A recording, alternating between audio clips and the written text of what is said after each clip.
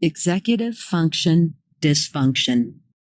I have represented many families wherein the child at home is unable to follow typical 2 or 3 step directions. Wash your face, brush your teeth, get your shoes on. At school, the same thing happens. Pull out your paper, turn to page 10, do problems 8, 12, and 15. A student or child that is experiencing executive function dysfunction, which often accompanies autism-like characteristics, ADD, ADHD, and the like, are not purposefully not following directions. It is not because they don't want to, or they're not paying attention, or they need to be disciplined in any way.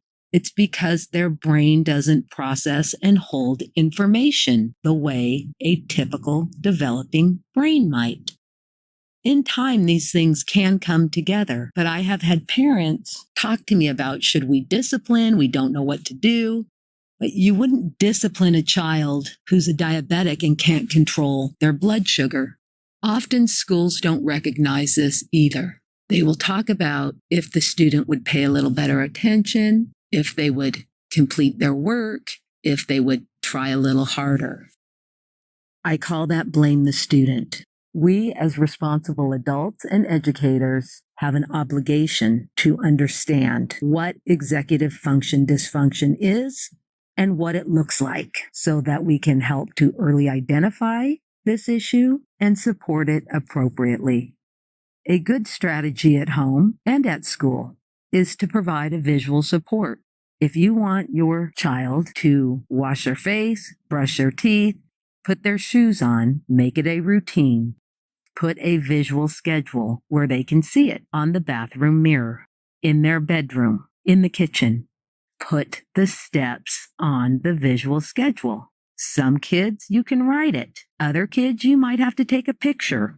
Take a picture of them brushing their teeth, washing their face, putting their shoes on. Velcro that picture to a poster board or paper or what have you, and place it where the child can see it.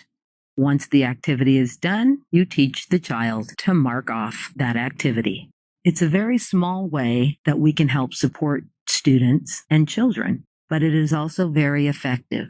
We have to understand that they are not trying to be disobedient. Therefore, punishment is not going to change the situation. We have to help them learn how their brain is functioning at the moment and what we can do to help them become successful. Success breeds success.